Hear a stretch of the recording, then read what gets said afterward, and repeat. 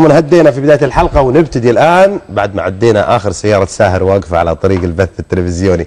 نادي الهلال طبعا اليوم شارك في تدريبه أسامة هوساوي وعيسى المحياني وفهد الجهني الراجعين من الإصابة. في تدريب اليوم سوى مناورة جابرييل كالديرون لفريق الهلال مع فريق الأولمبي حق الهلال على ملعب الأمير سلمان. هوساوي محياني وجهني جاهزين على يلعبوا مباراة الفتح الجاية. وأيضا خالد شراحيلي حارس الهلال أجرى عملية جراحية اليوم صباح اليوم في فرنسا في مدينة ليون الفرنسية، وراح يرجع إن شاء الله بكرة الجمعة إلى الرياض. طبعا العملية أجرت على نفقة اتحاد كرة القدم السعودي، وراح يرجع مع الجزائري جمال خليفة طبيب المنتخب الأول. سامي الجابر أمس في تصريح حصري للمراسل المشاغب عبد الرحمن الحميدي في الرياض تحدث معه وسأله: يا سامي ليش غايب أنت مباراة التعاون؟ الصحافة تكتب والناس كانوا يتكلمون، وين رحت أنت مباراة التعاون؟ شوف سامي الجابر قال لهم وين راح. تجري الرياح بما لا تشتهي السفن، واحنا نقول انه لو كل لاعب يبغى يسجل الفرصه وتنتهي المباراه بالفرصه اللي تصير ممكن تصير نتائج كبيره جدا. احنا تميزنا بالنتائج الكبيره، لكن احيانا مو على كيفنا كل وقت لازم يكون زي اللي نبغاه. احنا عندنا اشياء اليوم احيانا لما يكون قائم معارضه وتألق حارس، وبرضه في المباراه السابقه نفس السيناريو، بس الواحد ما يأيس، وهذه هي الميزه وهذا الشيء اللي احنا حاولنا نوصل للاعبين. اذا تلعب 90 دقيقه بدون ما طقت الكره في العارضه مره مرتين وقائم مره مرتين وتألق الحارس في الصد وصارت رعونه احيانا من عند اللاعب، واللاعب بشر على العموم، لكنك ما تأيس وتسجل في 5 دقائق 3 أهداف، هذا فريق كبير. وهذا هي زبدة الأمر، أنك ترجع وتعرف أنه دائما أنت تعمل كلاعب، وأحيانا ما تمشي زي ما أنت تبغى، لأن لو كان كل واحد اللي يبغاه ينفذه يصير يعني يقدر يحققه كان النتائج صارت كبيرة في كل الأوقات. لكن على العموم مباراة اليوم مباراة صعبة جدا، مو لأن الحزم قوي جدا، لا، لأن الحزم جاي يلعب على أخطائك ويلعب بأسلوب معين، استراتيجية معينة.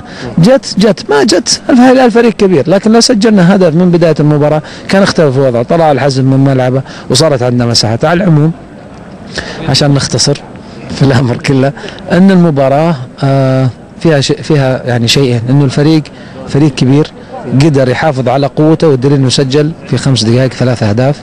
والشيء الثاني يعني حتى بالنسبه للاعبين لم يدخلهم اليأس رغم ضياع فرص مهوله يعني، وهذا شيء دليل انه استفادنا من الدرس السابق امام التعاون. سامي بسألك، مدير إدارة كرة القدم بنادي الهلال غيابه عن الفريق أثار الكثير من الأسئلة، أثار أنه الفريق يغيب عنه، إدارته تغيب عن الهلال، أثرت على نتيجة مباراة التعاون. أنت كيف تجيب سامي؟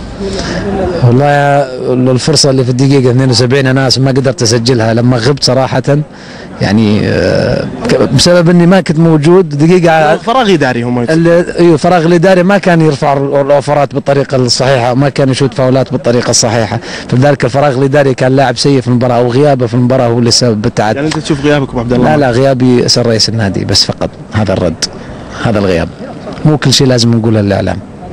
طيب سؤالي الاخر عن اسامه هوساوي، غياب اسامه هوساوي برضو. أسامة حيكون جاهز بإذن الله المباراة القادمة. يعني الكل يعرف أنه إصابة أسامة هوساوي كانت عبارة عن أنه لازم ياخذ إبرة في الموضعية، وكان لازم يجلس فترة طويلة بعد خروجه من مباراة أوغندا أو غانا من المنتخب، ولكن الآن هو تقريبا نزل إلى التمرين الميداني وجاهز المباراة المقبلة بإذن الله. خلونا نفرض مثلا، أنا بقول مثلا الأمير عبد الرحمن مساعد جاب سامي الجابر عنده في البيت وجلسوا، قال له: يا سامي أنا برسلك لندن تروح تجتمع مع اللاعب الفلاني عشان تشوف إمكانية إنه يجي نادي الهلال. إيش المطلوب من رئيس نادي الهلال؟ أنا بس وأي نادي أطلع في الإعلام أقول: والله ترى شوفوا سامي أنا مرسله سكيتي لندن عشان يجيب اللاعب، بس إيش لا تعلمون أحد. حامد، كيف تقييمك تجربة سامي الجابر كمدير كرة؟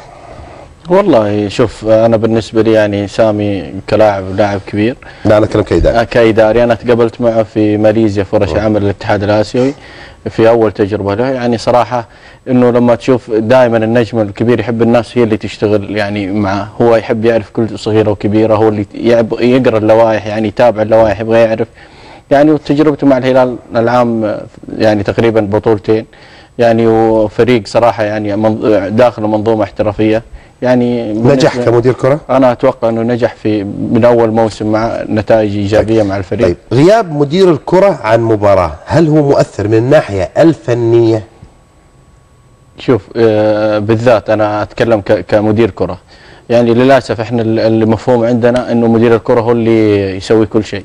يعني انا بالذات يعني اتكلم كمدير فني، المفروض هو يكون مسؤول عن كل صغيرة وكبيرة، فيه اداري موجود، يعني انت ما تعمل لوحدك، انت تتكلم عن منظومة مثلا زي نادي الهلال نتكلم عنه، اكيد في اداري يقوم في الدور، والمدير الفني هو المسؤول عن الامور الفنية. يعني تتفق معي في وجهة نظر ان انا يعني اعتقد انه عندما يوجه انتقاد لمدير كرة لغيابه للمباراة، اعتقد الموضوع ربما يكون له اسس شخصيه اكثر منها انتقاد حقيقي. انا اتكلم انه ليش مدير الكره ما عنده ظروف؟ يعني اكيد مرت عليه ظروف، يعني ممكن عنده شغله لصالح الفريق للمستقبل. يعني الرجل قال رئيس برسل يعني شغله يعني ما يبغى يقولها يعني. من تصريحه طيب. باين انه في شيء يعني للفتره الجايه. عبد الرحمن